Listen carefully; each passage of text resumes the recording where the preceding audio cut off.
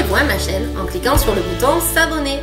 Activez les notifications en cliquant sur la petite cloche pour être informé de la sortie des nouvelles vidéos. Bonjour les loulous, aujourd'hui dans la vidéo de la maîtresse dans mon cartable, nous allons travailler sur les nombres décimaux.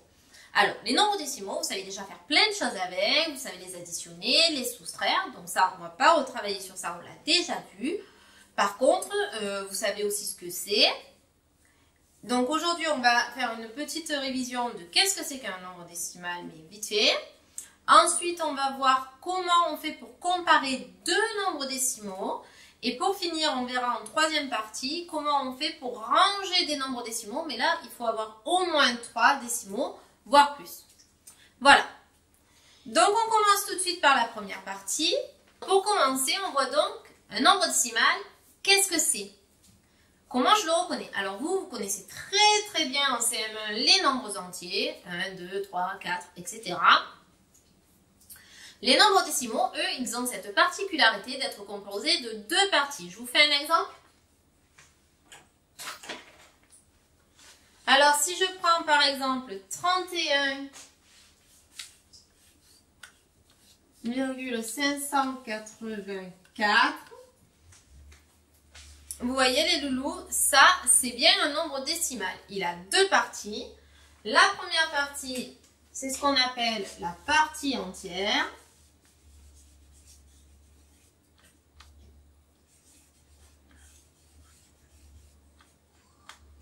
Et l'autre partie, c'est ce qu'on appelle la partie décimale.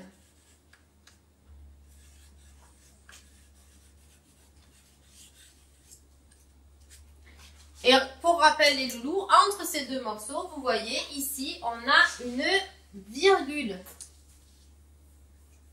Voilà, donc au milieu là, il y a la virgule.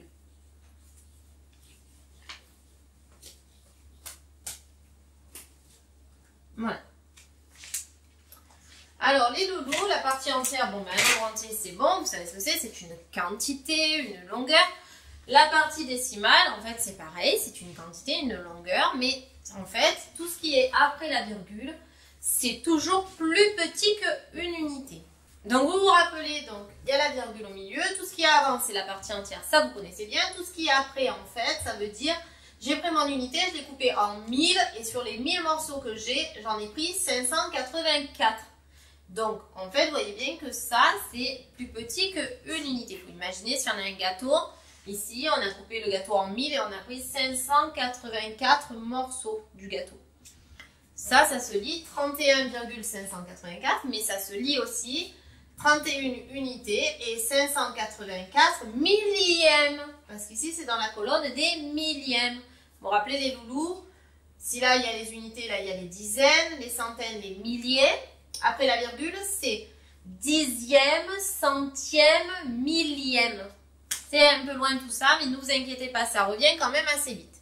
Voilà, donc maintenant qu'on a revu ce que c'était qu'un nombre décimal, qu'il avait une partie entière, une partie décimale, qu'au milieu il y avait une virgule, eh bien on va voir quand on a deux nombres décimaux, comment on fait pour les comparer. D'abord, qu'est-ce que ça veut dire comparer deux nombres? Eh bien quand je compare deux nombres, les loulous, je cherche lequel des deux est le plus petit. Ou alors lequel des deux est le plus grand. En fait, c'est la même chose. Si j'ai trouvé le plus petit, ben, l'autre c'est forcément le plus grand. Si j'ai trouvé le plus grand, ben, l'autre c'est forcément le plus petit. Alors, quand on veut comparer deux décimaux, les loulous, je vous rappelle, donc je vais prendre un deuxième nombre pour pouvoir vous faire l'exemple.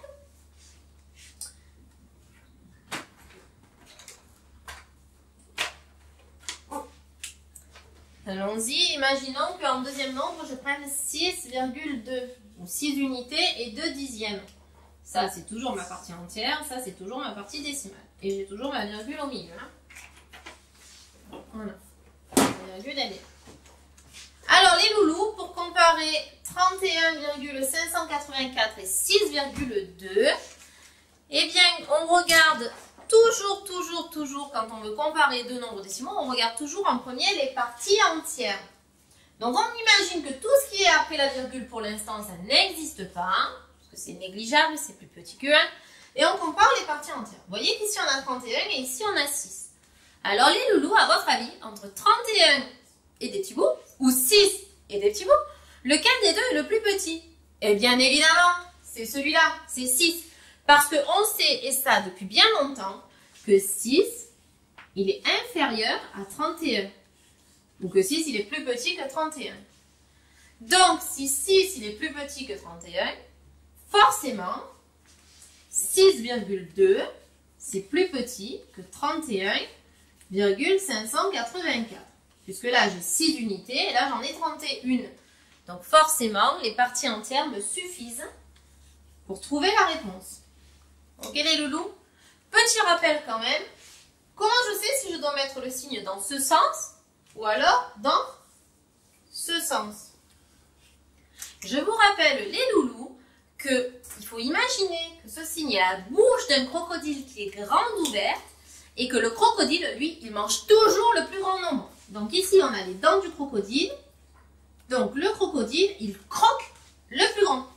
Ici, ça ne fonctionnerait pas, puisque le crocodile, il ne va pas manger le plus petit. Donc là, dans notre exemple ici, c'était bien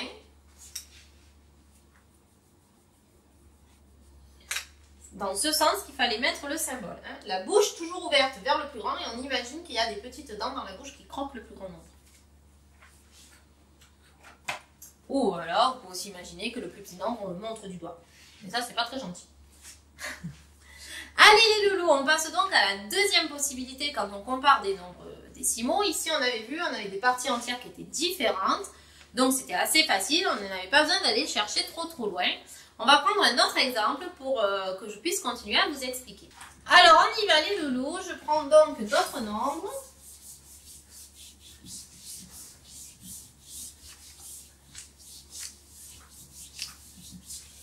On y va les loulous. On va prendre deux autres nombres où les parties entières sont égales. Alors, imaginons, que l'on veuille comparer les deux nombres suivants. 31. Du coup, je vais vous écrire la partie entière identique en bleu. Je vous marque la virgule en rouge. Code couleur, comme ça c'est plus facile. Alors on reprend le même nombre que tout à l'heure, 31,584. Et on veut le comparer avec un deuxième nombre décimal dont la partie entière est identique, 31, et dont la partie décimale est différente. Et on va devoir choisir entre les deux nombres lequel des deux est le plus petit. Alors là les loulous, il n'y a pas de secret, il y a une technique bien sûr. On regarde nos deux nombres, les parties entières sont identiques. Donc, je ne peux pas choisir lequel des deux est le plus grand. Donc, je passe au premier nombre qui est après la virgule, c'est-à-dire au nombre des dixièmes. Je vous le mets en couleur pour que vous voyez bien.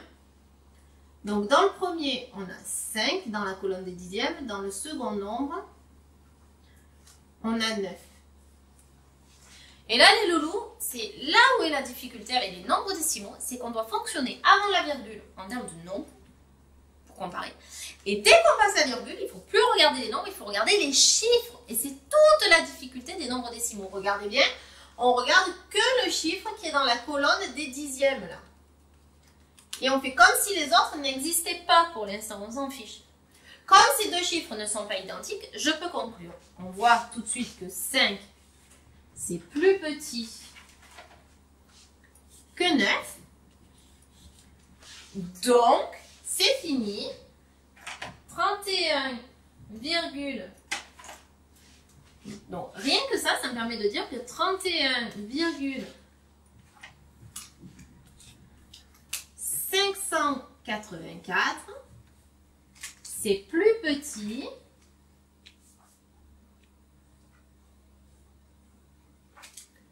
que 31,97. Parce que 5, c'est plus petit que 9. Donc, on garde dans le même ordre.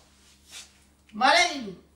Alors, imaginons maintenant que ici, dans la colonne des dixièmes, nous ayons encore le même chiffre. Donc, dans cet exemple-là, c'est comme ça. Prenons un dernier exemple.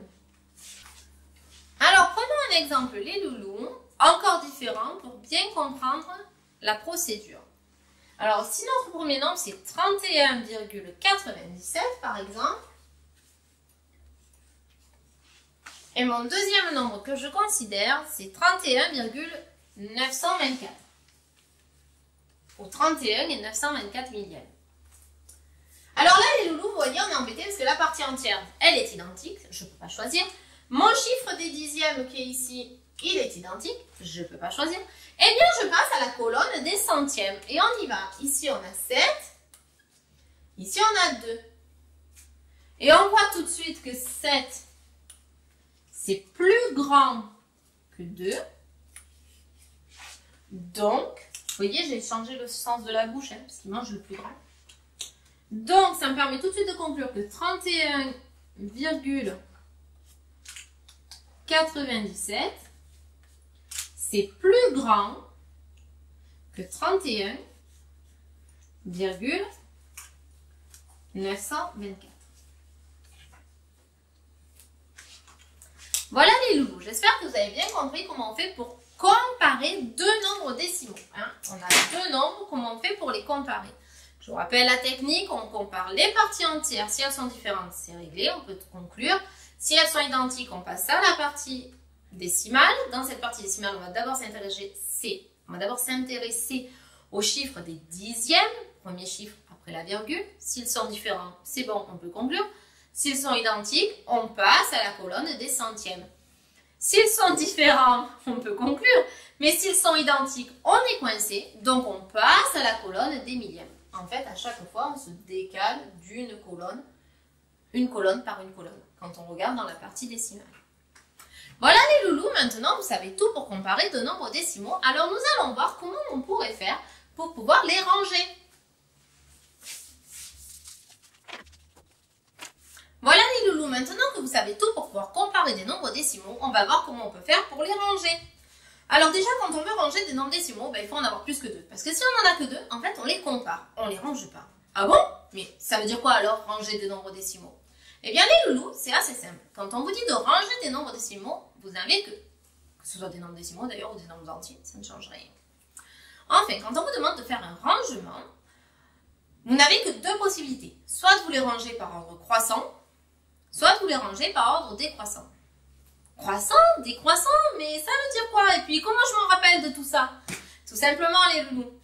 Quand on veut ranger les nombres par ordre croissant, il faut chercher dans le mot croissant un morceau de mot qu'on connaît. Alors là c'est du vocabulaire, pour le coup c'est plus des mathématiques.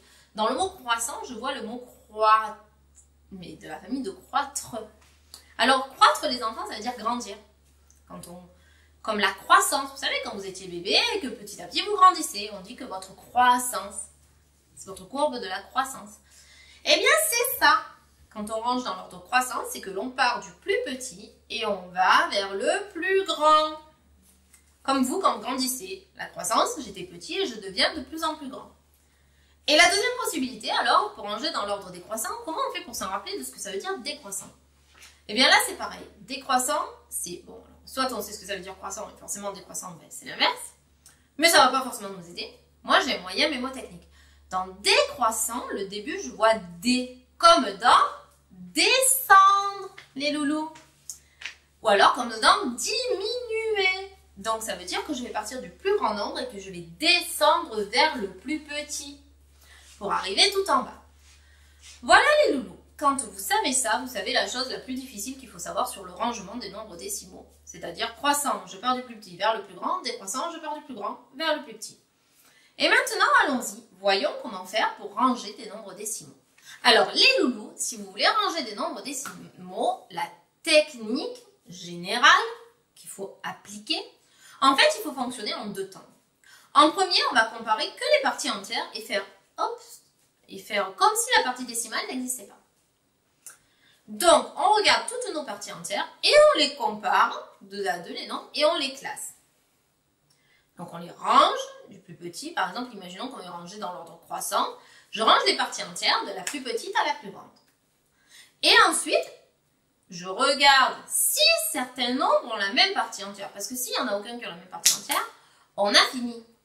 Mais comme à l'école, c'est souvent le cas, il y a certains nombres qui ont la même partie entière. Donc là, je regarde parmi tous les nombres qui ont la même partie entière et je les compare deux à deux pour trouver lequel est le plus petit par rapport à l'autre. Alors, tout ça, les loulous, vous allez me dire, j'ai rien compris. Eh bien, ne vous inquiétez pas, c'est normal. On va le faire sur un exemple et vous allez voir que tout c'est clair. Avec un exemple, c'est beaucoup plus facile qu'avec des mots. C'est parti? Allez, on y va, on fait des maths. Voilà les loulous. Nous, on va considérer ces quatre nombres-là. Je vous les dis. 31,584, 6,2, 31,97, 13,8. Je vous les relis d'une autre façon. 31 unités et 584 millièmes. 6 unités et 2 dixièmes. 31 unités et 97 centièmes. 13 unités et 8 dixièmes. Ça vous aide un peu, mais pas trop. Allez, on y va, on applique la méthode et vous allez voir que c'est pas si compliqué. Première partie, je compare que les parties entières et je fais comme si les parties décimales, elles n'existaient pas. Alors regardez, je vais devoir comparer 31, 6, 31 et 13. Comme je ne m'intéresse qu'aux parties entières, je ne m'occupe pas de la virgule, je ne m'occupe pas de ce qui se passe après la virgule, je compare. Donc j'ai 31, 6, 31 et 13. Bon là les loulous, c'est pas très compliqué. Tout de suite on voit, c'est quoi le plus petit? C'est 6. Donc on voit tout de suite que 6 est plus petit. Il est plus petit que quoi? Je me mets une petite croix dessous pour savoir que celui-là je l'ai déjà fait. Il me reste 31, 31 et 13. 6, parmi ceux-là, lequel est le plus petit maintenant? C'est 13. Il me reste 31 et encore 31. Donc, voilà, j'ai ça en fait déjà. Donc je peux faire un premier classement dans ma recherche en fait, dans ma quête de la solution. Je peux déjà faire une partie de mon classement. On y va? Classement provisoire. 6,2, c'est plus petit que 13,8, c'est plus petit que 31, quelque chose. Et là, je suis coincée parce que je ne peux pas savoir si c'est celui-là ou si c'est celui-là. Et c'est maintenant qu'on attaque la deuxième partie du raisonnement. On ne s'occupe plus que des parties décimales pour les nombres qui ont la même partie entière. C'est parti, deuxième partie. Je vais vous faire une petite vague pour que vous compreniez que c'est la deuxième partie. Alors donc, je ne m'occupe plus de celui-là parce que je l'ai trouvé. Celui-là aussi, il ne me reste plus que ces deux nombres-là. Donc, j'ai 31,584 et j'ai aussi 31,97. Et je cherche parmi les deux lequel est le plus petit, puisque là, ici, c'est le plus petit que je dois écrire entre les deux. Alors, on y va. Ben, les parties entières, elles sont identiques, ben heureusement, parce que j'ai dit que je m'occupais plus que des nombres qui avaient la même partie entière. Ensuite, c'est tous les deux des nombres décimaux, donc c'est facile. Je regarde dans la partie décimale, je regarde le chiffre des dixièmes dans chaque nombre. Et les autres chiffres de la partie décimale, ben, ok, ils font partie de la partie décimale, mais je m'en occupe pas les loulous. Et donc là, on voit tout de suite que 5, c'est plus petit que 9. Donc, on peut conclure que 31,584, c'est plus petit que 31,97. Voilà. Et bien, donc, ça y est, les loulous, on a tout terminé. Il suffit d'écrire la fin de notre classement final, cette fois-ci. On y va. Je reprends mon classement provisoire, parce que j'avais déjà commencé. Donc 6,2, c'est plus petit que 13,8, c'est plus petit. Et bien maintenant, je me sers de mon deuxième classement provisoire. Hop, celui-là. Donc c'est plus petit que 31,584. C'est plus petit que 31,97. Et donc, ma réponse, quand on m'a demandé « range par ordre croissant ces 4 nombres », ma réponse, elle est là. Alors, vous allez me dire « mais maîtresse, on ne va jamais s'en sortir s'il faut écrire tout ça ». C'est vrai. En fait, tout ça, vous ne l'écrivez pas. Vous le faites dans votre tête. Je m'explique. Quand je vois mes nombres, tout de suite, je compare les parties entières. Hop, je le vois. Donc, j'écris tout de suite 6,2 ici, 13,8 ici. Après, je mets ça. Je sais que là, ça va forcément commencer par 31, puisqu'il ne me reste que des 31. Donc, je mets 31, et maintenant, je compare ces deux nombres-là dans ma tête. Donc, moi, je me dis 31, c'est pareil, 5, 9. 5, c'est plus petit que 9. Donc, c'est celui-là que j'écris en premier et c'est celui-là que j'écris en dernier. Voilà les loulous. Là, je vous l'ai tout écrit pour le décomposer, pour le dérouler, pour que vous le voyez écrit. Mais dans votre tête, en fait, tout ça, là, ça se passe dans votre tête. Vous ne l'écrivez pas vous, sur votre cahier. Vous écrivez ça et ça. Voilà les loulous, j'espère que ça vous a aidé à mieux comprendre comment comparer et ranger des nombres décimaux. Il faut savoir que cette vidéo, elle va faire partie d'une série sur les nombres décimaux où on va vraiment tout reprendre petit à petit et à la fin, vous allez être incollable. Allez les loulous, je compte sur vous. Pensez à aller sur le site la maîtresse dans mon cartable.fr et je vous dis à bientôt pour une prochaine vidéo de La maîtresse dans mon cartable. Ciao ciao!